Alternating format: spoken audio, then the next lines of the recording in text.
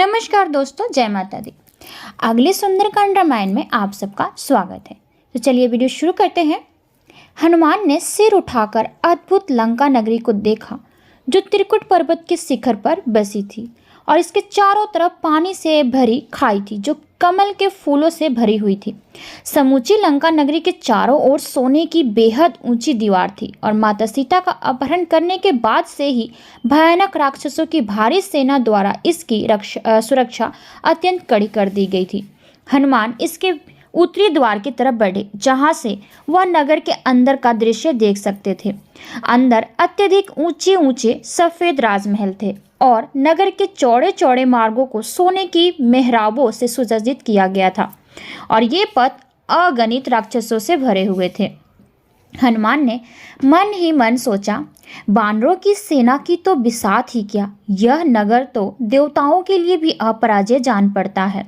भला राम राक्षसों का संहार करने की आशा ही कैसे कर सकते हैं।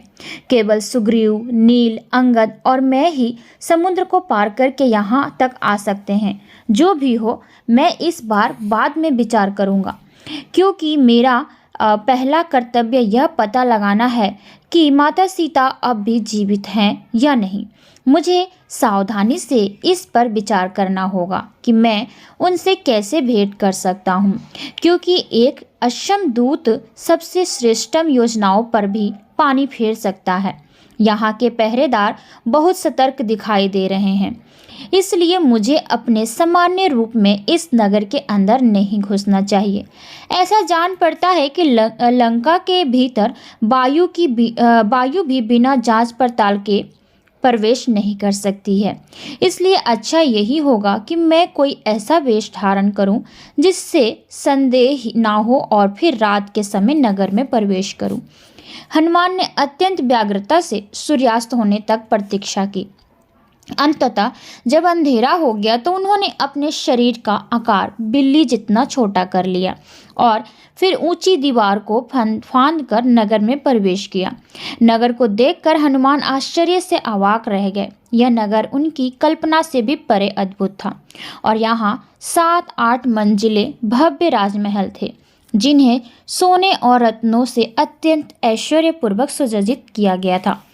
क्षितिज पर चंद्रमा के उदय होने पर चारों तरफ फैली चांदनी ने देखने में हनुमान की सहायता की। ठीक तभी लंका नगरी एक भयानक राक्षसी के रूप में हनुमान के सामने प्रकट हुई और उन पर क्रोध करती हुई बोली, तुम बिना जांच पड़ताल के इस नगर में कैसे घुस आए?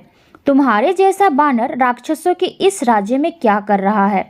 हनुमान ने प्रति प्रश्न किया, मैं तुम्हारे प्रश्नों से कि उत्तर तभी दूंगा जब तुम मुझे अपनी पहचान बताओगी।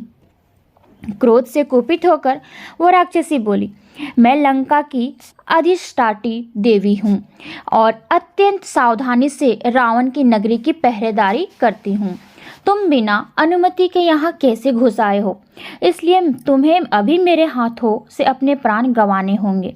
हनुमान बोले, मैं यहाँ पर नगर का भ्रमण करने आया हूँ, क्योंकि मैं यहाँ के सभी भव्य राजमहल और उद्यान देखना चाहता हूँ।